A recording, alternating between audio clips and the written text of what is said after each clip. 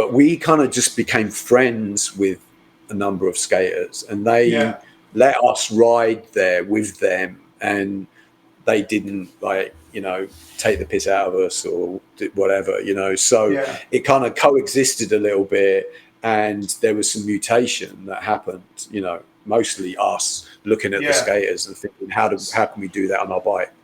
So did you got the wall ride that you did from skateboarding, I assume? I got it from skating. Yeah, I remember. Was that on the bank to wall first, or no? It was off the flat. Yeah. Wow. That's that's where I did it. Yeah, on a flat. There was also maybe Jess remembers this. I don't remember where it came exactly in the chronology of it, but we used to ride in Highgate Tube Station because Jess mentioned it. Yeah, because it would be raining out, right? In the winter. I remember there was a winter, and in Highgate Tube Station, there was the whole tube station. Then there was this big escalator and an exit where you would go out.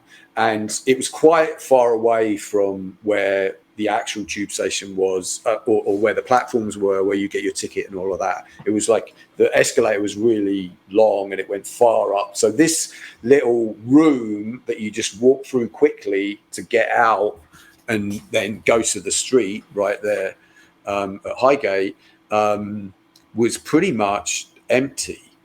Nothing was happening there. There was no staff, underground British transport staff, and there was no surveillance cameras.